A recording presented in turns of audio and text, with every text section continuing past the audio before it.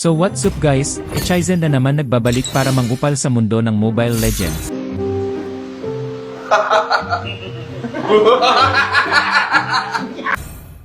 So sa video na to naglaro ako ng rank game gamit ang Kari.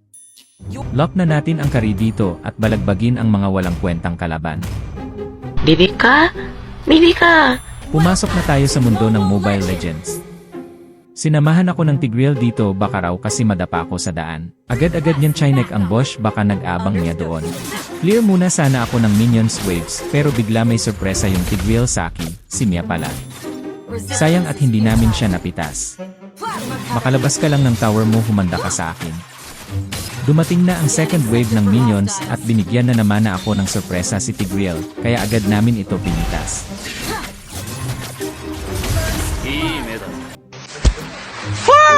My fucking eye! Dumating na mga kasama ni Mia para maghigante, ibinato ako ni Jughead, nasaktan talaga ako doon huhuhu. Dumating na rin si Nana at Aamon pero walang gagawin yan mga yan sa alin hahaha. Bakit? Sino ka ba? Muntikan na ako doon, buti na lang meron akong flicker pang takas. Muli na naman kami nagkita ni Mia matapos ng nakalipas na maraming taon at gusto na agad bumawi.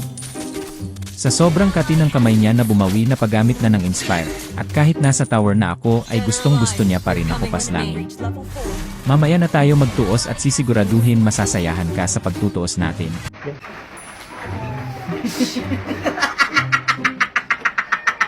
Andito na ako Mia, nagbabalik na, simulan na natin ang duelo natin.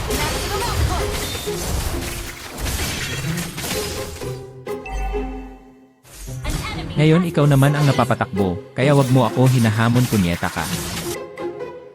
Hindi ako natutuwa, hindi ako nang titrip sa inyo. Tigilan niyo yung mga kabaso. Inagaw mo pa crab ko, punyeta ka talaga. Nagsidalaw na mga kasama niya, kaya napaatras kami ni Tigreal. Kaso kinukulit talaga ni Aamon si Tigreal, kaya nilabanan namin siya. Kaso sa kasamaang palad, hindi natulak ni Tigreal si Aamon. Okay lang yan best friend, ibabawi kita mamaya. Bibi ka? Bibi ka! Meron palang tumatay sa Bosch at nahuli namin ni Tigreal, ibinato niya si Tigreal sa sobrang hiya. Andito rin pala si Aamon at Mia at gusto pa ata ako sugurin ni Aamon kaya naatras ako. At bigla naman sumulpot tong maliit na to at inatake si Aamon. At nakakalungkot man itong sabihin, siya pa ang unang pumanaw. Ay, tanga mo! Nanahimik na ako sa tower ko pero si Mia hindi pa rin matahimik at matanggap na mas malakas ako sa kanya.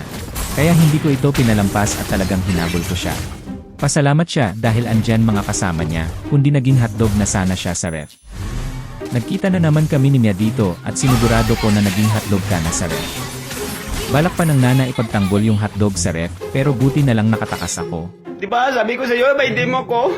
Dito gusto ko lang sana kunin ang Little Wanderer, kaso may gigil na laruan na sumulpot at bigla ako pinaghahadis at pinagsusuntok. Kumanda ka sa akin mamaya, isusunod kita sa ref. Dito sinabi ko sa mga kakampi ko na matulog na lang tayo. Kasi kanina ko pa napapansin na parang ang tamlay nila maglaro kaya ipigil na lang natin to. Para kaming nag-reunion dito, nagkita-kita na naman kami, pero sa panahon na to lahat kami ay nasa itaas na.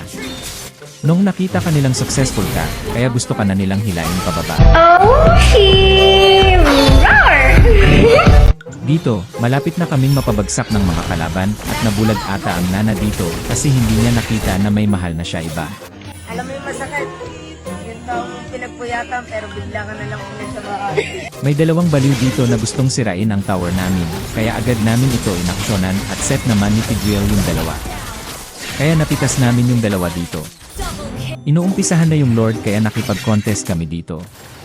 Andon pa yung Jughead sa Bosch nagmamasid at sa kasamaang palad napitas yung jungler namin dito at nawalan ng pag-asa. Nagbalak na lang ako umuwi at nagulat ako sa milagro na ginawa ng mga kasama ko. Umuwi ako dahil yung hotdog nakawala na naman sa ref kaya ibabalik ko lang. Nakapag-push ang Mia dito at sinisisi ko ang sarili ko sa nangyari. Pero para pambawi handa ko ialay ang buong buhay ko para protektahan ang base dito. Patay ang tarantado. Dito nagsimula na naman ang labanan dito at balak ko sanang unang ilagay sa sako yung Nana dito pero napa-flicker ako dahil Aamon napapalapit sa akin. Buti na ultihan ng Tigreal ang aamon dito, kaya napitas namin siya, at makakalamang kami sa Lord, dahil walang retry ang kalaban. Habang sinisimulan na naman namin ang Lord dito, andun na naman ang Jowhead sa pwesto niya, at may binabalak pa yatang masama, kaya pinigilan agad namin siya. Nakuha namin ang Lord dito, at nagsisi-atrasan na ang mga kalaban dito, at hindi ako pumayag na atras na lang sila, at kaya hinabol ko sila. Inuna ko na dito yung Nana at sinigurado ko nang mailalagay ko na siya sa sako. Nagulat ako sa Tigreal at naset niya ang dalawa, kaya isinunod na namin sila sa sako. Diretsyo na namin ito sa mid at akala namin ay matatapos na namin ang laban. Siyempre raw hindi magpapahuli ang Ruby, kaya agad siyang nagpakitang gilas dito. Nahook niya ang dalawa pero wala naman napitas.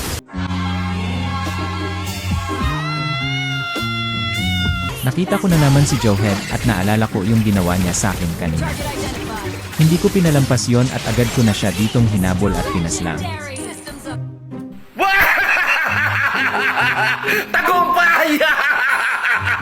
Nagsisimula na naman ang Lord fight dito at pitas pa ang core nila, kaya sa amin na ang Lord. Bawing-bawi talaga ang niya dito, kaya hindi ko na siya inatrasan at siya pa ang napitas. Isusunod ko sana yung Nana dito pero nakatakas ang kupal. Balak ko na sanang tapusin ito, pero may mga nakabantay pala. Atras na sana kami kaso nag-ulti sa akin ang Jowhead. Muntik pa akong napitas doon at buti na lang sa awa ng Diyos, hinayaan niya akong mabuhay. Buhay na sana ako kung hindi ako bumalik. Kaso sa katigasan ng ulo napitas tayo dito. Mukha mo. Nangihina ako sa kabobohan mo. Hindi ata makalanghap ng sariwang hangin yung niya dito, kaya nawala sa saril at sumugod mag-isa at ako pa ang hinarap niya. Pasalamat ka at nakaligtas ka pa doon at sisiguraduhin ko, hindi ka na makakaligtas sa susunod. Ibinato ng Jowhead dito yung Tigreal at sakto pa sa akin. Nabastosan ako doon kaya gusto ko na agad tapusin ang laban na to. Napansin ko yung Nana dito parang naglalakad sa buwan. Agad ko tong pinuntahan at akala ko makakatakas pa but andyan si Tigreal. Pumalag naman agad yung dalawa kaya una ko na agad binigyan yung niya. Sumunod naman tong Freya na bigla lang sumulpot at napakasakit niya, buti na iwasan ko mga skills niya. Sumunod din tong Jowhead at hindi ko na. To pinalapit sa akin at sabay tanong ng bakit.